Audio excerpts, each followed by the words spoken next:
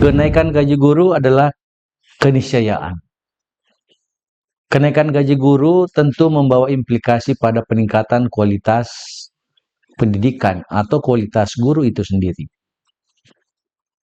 Pertanyaan besarnya adalah, bagaimana sesungguhnya level kompetensi guru yang harus dimiliki setelah kenaikan gaji guru itu benar-benar menjadi nyata.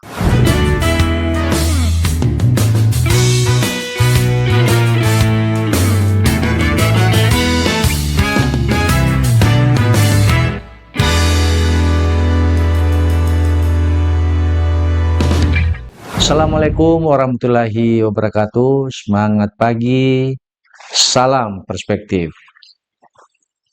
Kembali kita berjumpa di podcast Hasnawi Haris Perspektif. Podcast ini hadir tentu tidak untuk menghakimi, apalagi menghujat. Kami hadir sejujurnya untuk memberikan perspektif, memberikan insight, dan dengan insight atau perspektif semoga bisa menjadi bahan pertimbangan dalam menyelesaikan aneka problema yang dihadapi termasuk di dunia pendidikan. Sahabat perspektif, pada episode sebelumnya saya sudah menyampaikan bahwa alasan utama mengapa kemudian gaji guru harus dinaikkan dengan konsekuensi kualitas itu harus ditingkatkan, maka tentu kita akan bicara tentang bagaimana meningkatkan level kompetensi guru. Sahabat perspektif, seperti kita pahami bersama bahwa pasca terbitnya Undang-Undang Guru dan Dosen, Undang-Undang Nomor 14 Tahun 2005, di sana diatur bahwa ada 4 kompetensi yang dimiliki oleh teman-teman guru dan itu secara personality harus melekat. Yang pertama itu adalah kompetensi pedagogik. Yang kedua kompetensi kepribadian, yang ketiga kompetensi sosial, dan yang keempat adalah kompetensi profesional.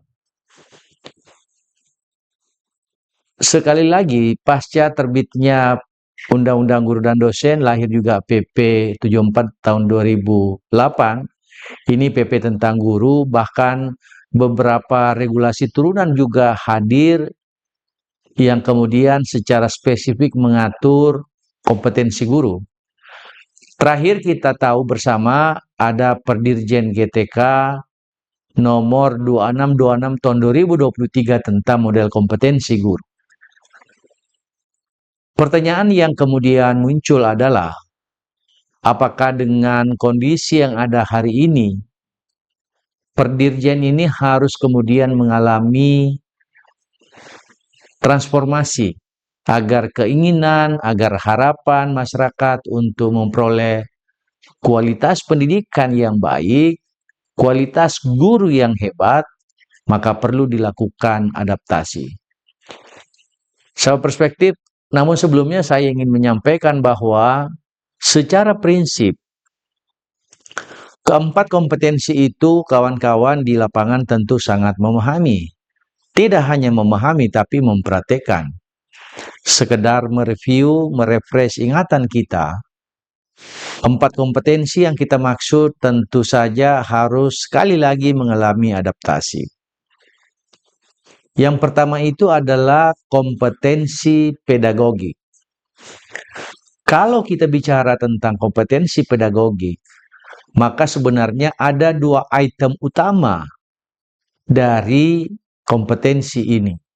Yang pertama itu adalah bagaimana menguasai, memahami, mempraktekkan pengelolaan pembelajaran yang optimal. Jadi seorang guru tentu dengan kompetensi pedagogik yang dimiliki, maka pengelolaan pembelajarannya harus makin baik. Praktek ngajar, bagaimana membuka, melakukan apresiasi, bagaimana melakukan kegiatan inti sampai pada closing atau penutupan pembelajaran itu harus serta merta proses pembelajaran itu harus berlangsung karena ini menjadi habit bagi teman-teman.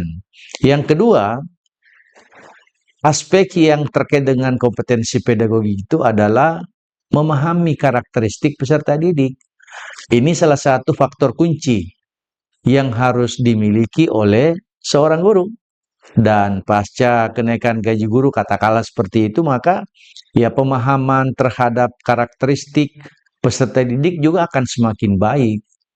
Anak-anak kita yang hari ini hadir dengan gemblengan kita, dengan tipologi generasi Z dan generasi Alpha, dan menyusul nanti generasi Beta, maka kemudian ya seorang guru harus memahami dan mengerti dengan sempurna bagaimana karakteristik peserta didik yang kita didik.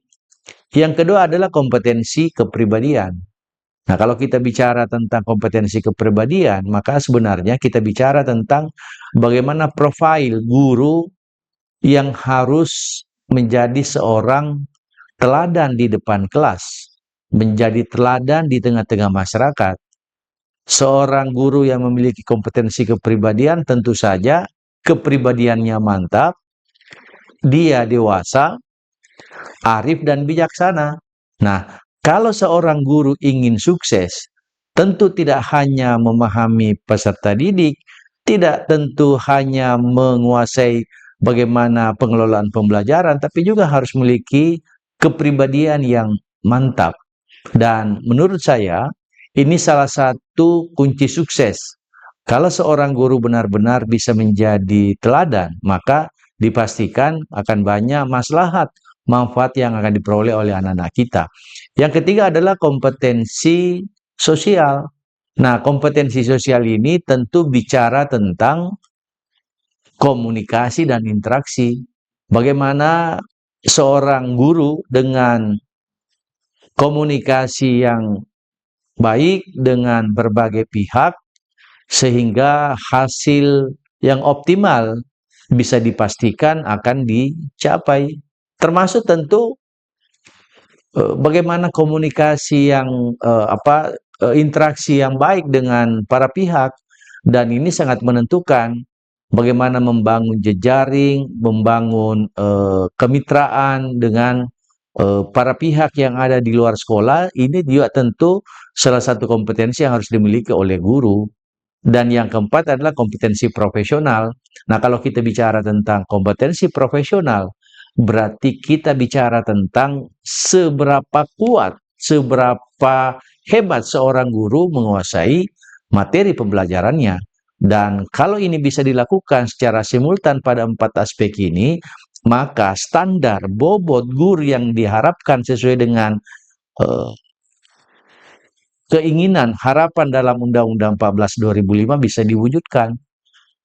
Sahabat perspektif, sudah banyak pengalaman, banyak skema, banyak model yang dilakukan untuk memperoleh seorang guru profesional setelah diatur sedemikian rupa di dalam Undang-Undang Guru dan Dosen. Saya masih ingat sebagai seorang akademisi, saya mengalami dari awal sejak tahun 2006 pasca lahirnya undang-undang ini, ya seorang yang ingin mendapatkan sertifikasi guru itu atau tunjangan sertifikasi guru harus punya portofolio yang kuat dari semua aspek yang kemudian itu bisa dikonversi, bisa diakui sebagai seorang guru profesional. Nah, kondisi ini kemudian berubah. Kita tahu ada yang namanya pendidikan pelatihan profesi guru, PLPG, kemudian masuk lagi ke pelaksanaan PPG, pendidikan profesi guru, baik dalam jabatan, kawan-kawan yang sudah terlanjur jadi guru tapi belum mengikuti pelatihan pendidikan profesi guru harus masuk kembali. Kemudian ada juga PPG prajabatan, talenta-talenta muda yang ingin menjadi guru dari awal harus dibekali dengan berbagai macam kemampuan. Sahabat perspektif. Nah, tentu saja keinginan kita, harapan kita untuk melihat sosok guru profesional pasca mereka mendapatkan kesejahteraan yang layak dan proporsional, maka pertanyaan yang kemudian muncul hari ini adalah, ini kan ceritanya kalau kita mau sederhanakan, sudah terlalu banyak perkembangan yang dirasakan oleh teman-teman guru. Saya menyebut dalam beberapa episode yang lalu bahwa ketika kita bicara tentang teknologi, maka sebenarnya tidak lagi menjadi sebuah barang mewah, tetapi dia sebuah peradaban teknologi yang memang harus dikuasai oleh para teman-teman guru. Kualitas bobot seorang guru itu juga bisa dilihat dari bagaimana level kompetensi mereka. Karena kita bicara tadi Perdirjen 2626 2023, saya melihat bahwa untuk kemudian memotret dan kemudian melaksanakan program pengembangan profesi berkelanjutan, PKB misalkan, maka setidaknya pada 4 kompetensi ini harus ada lecutan-lecutan yang kemudian itu bisa membuktikan bahwa seorang guru yang harus selalu berkembang. Sederhananya, yang pertama adalah kompetensi pedagogik. Nah, kalau kita bicara tentang kompetensi pedagogik itu, selain yang sudah diatur dalam Perdirjen 2626 2023, ya kita bisa menambahkan, mengadaptasi kondisi yang ada, yaitu pemanfaatan learning analytics. Hasil belajar itu basisnya ada pada data. Dan data ini kemudian harus menjadi rujukan utama bagaimana seorang guru itu bisa menggunakan learning analisis ini tadi sebagai bagian dari proses memperkuat atau menguatkan positioning proses pembelajaran yang ada sebelumnya. Kemudian yang kedua, saya juga memandang bahwa dengan kemajuan peradaban yang luar biasa dahsyatnya ini, maka kemudian seorang guru harus mampu dengan cepat, seorang guru dengan agile, dia lincah, bagaimana membuat dunia nyata siswa peserta didik dengan dunia yang mereka hadapi hari ini. Kita tahu bersama bahwa ilmu-ilmu yang ada hari ini sudah meninggalkan ilmu yang monodisiplin, bahkan meninggalkan multidisiplin, sekarang masuk pada transdisipliner, sehingga relevansi dunia nyata dengan materi benar-benar sangat dibutuhkan oleh teman-teman guru untuk menerapkannya di kelas, apalagi kalau kita hubungkan dengan kebijakan pemerintah dalam melaksanakan kurikulum nasional, kurikulum merdeka, yakni pembelajaran mendalam. Nah, itu kira-kira yang ada dalam bayangan saya, bagaimana kompetensi pedagogik guru ini dalam konteks mengadaptasi perkembangan yang ada yang harus dimiliki. Terus yang kedua adalah kompetensi kepribadian. Kita tahu bersama dengan tipologi karakter guru yang ada hari ini sudah mulai masuk guru yang akan bersiap dari generasi Z. Maka menurut saya tidak boleh tidak, kita harus bisa, seorang guru harus bisa menumbuh kembangkan yang namanya resiliensi, daya tahan. Anak-anak generasi Z, generasi Alpha hari ini, yang kelak di kemudian hari bisa jadi guru, ya dari awal harus bisa merasakan betapa tidak mudahnya, betapa tidak memungkinkan kita kemudian berleha-leha, selalu berada pada zona nyaman, tapi harus berjuang, harus memiliki ketangguhan fisik dan mental untuk kemudian membuktikan bahwa di tangan ibu bapak sebagai guru, masa depan bangsa itu dipertaruhkan. Artinya, ketika kita ngajar, ketika guru menyampaikan transformasi keilmuannya apa adanya, tidak ada nilai inovasi di sana, maka yang terjadi kemudian adalah ya anak-anak kita juga menerima dengan sangat datar, menerima dengan sangat biasa. Nah, itu kompetensi kepribadian, kompetensi sosial. Ini menurut saya juga sudah harus beradaptasi dengan kemajuan hari ini. Salah satu yang menurut saya harus bisa dimanfaatkan dari kunci yang saya sebutkan tadi kalau bicara tentang kompetensi sosial adalah bagaimana komunikasi dan interaksi para pihak yang dilakukan oleh teman-teman guru. Sehingga menurut saya, ya pola komunikasi yang inklusif dan adaptif adalah sebuah keniscayaan. Nah, seorang guru masa depan, seorang guru hari ini, dia punya pola komunikasi yang inklusif tanpa membeda-bedakan dan adaptif. Dia harus bisa menyesuaikan dengan siapa mereka bicara, dia harus bisa mengadaptasi dengan siapa mereka melakukan kemitraan. Itu kalau kompetensi sosial. Yang terakhir adalah kompetensi profesional. Nah, ini menurut saya juga ada hubungannya, sangat relate dengan beberapa episode yang saya sudah sampaikan sebelumnya, bahwa kompetensi profesional selain dalam bingkai yang pakem bahwa seorang guru harus menguasai materi, maka yang tidak kalah pentingnya adalah bagaimana menjadikan tools, alat, teknologi ini tadi sebagai bagian yang bisa mengakselerasi pencapaian tujuan pembelajaran. Sehingga kata kunci yang harus dimiliki oleh seorang guru masa depan adalah bagaimana mereka piawai, bagaimana mereka sangat menguasai yang namanya literasi digital. Sekali lagi, literasi digital sebuah keniscayaan. Tak lagi ada orang yang bisa membantah begitu penting dan bermanfaatnya kehadiran kompetensi literasi digital. Apalagi yang ada. Nah, kalau kita bicara tentang kompetensi profesional, selain literasi digital, ya tentu pembelajaran juga berbasis evidensi. Artinya, pembelajaran itu harus bermakna. Ini esensi salah satu dari pembelajaran mendalam. Data-data yang ada itu harus menjadi rujukan, data yang tentu valid, data yang tentu presisi, sehingga seorang guru menurut saya tidak lagi hanya asal pengalaman 5, 10, apalagi 15 tahun yang lalu, kemudian mentransformasi pengetahuan kepada anak-anak yang sudah sangat berbeda dengan masanya mereka. Itu sebuah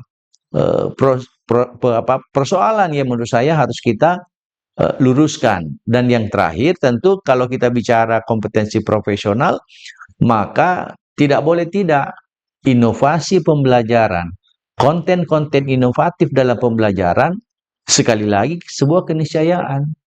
Tentu sudah harus kita meninggalkan cara-cara lama. Bagaimana kemudian media-media pembelajaran yang semakin banyak hari ini, tidak hanya banyak dari sisi jenis, tapi variatif fitur-fiturnya yang kemudian itu bisa mengakselerasi bagaimana anak-anak kita bisa memahami lebih cepat. Konten inovatif bagi seorang guru adalah kewajiban tanda petik untuk mereka bisa menerapkan. Kenapa itu penting? Karena ya sekali lagi anak-anak yang kita ajar, yang kita didik, yang kita bina, yang kita latih, yang kita fasilitasi adalah anak-anak generasi Z, anak-anak generasi Alpha. Sekali lagi, generasi yang tidak hanya hidup, tapi lahir dari dunia teknologi. Smart society yang ada hari ini mengajarkan banyak hal. Bagaimana kita memiliki cara pandang yang sudah harus berbeda dengan cara pandang pada masa-masa yang lalu. Sahabat perspektif, tentu saja kalau kita bicara tentang bagaimana meningkatkan kualitas guru pasca kenaikan gaji mereka, maka menurut saya standar kompetensi yang menjadi bobot kualitas seorang guru itu harus selalu bergerak dinamis sesuai dengan perkembangan zaman. Ada 4 term yang saya sudah angkat sebagai bagian dari perspektif saya agar kemudian kita bisa memahami bahwa level kompetensi guru hari ini harus senantiasa berkembang. Kalaulah misalnya kita ukur dari sisi waktu, lahirnya 4 kompetensi di tahun 2005, itu berarti hari ini sudah 21 tahun. Kompetensi itu harus beradaptasi. Kompetensi itu harus terus-menerus ditingkatkan sehingga secara dinamis berkelanjutan agar potret guru ideal sebagai seorang guru yang bisa memberi inspirasi, sebagai seorang guru yang punya integritas benar-benar bisa kita dapatkan dan wujudkan dalam kehidupan sehari-hari. Sahabat perspektif, saya kira demikian yang dapat saya sampaikan pada topik kali ini. Berharap kita tentu dengan perspektif yang saya sampaikan itu bisa kemudian memperkaya, bisa menjadi salah satu alternatif pikiran bagaimana kita sebagai seorang guru itu bisa benar-benar mewujudkan kualitas personality dan kualitas kelembagaan sebagai seorang guru profesional. Demikian, semoga bermanfaat dan pahami lebih dalam edukasi tanpa batas. Salam perspektif. Wassalamualaikum warahmatullahi wabarakatuh.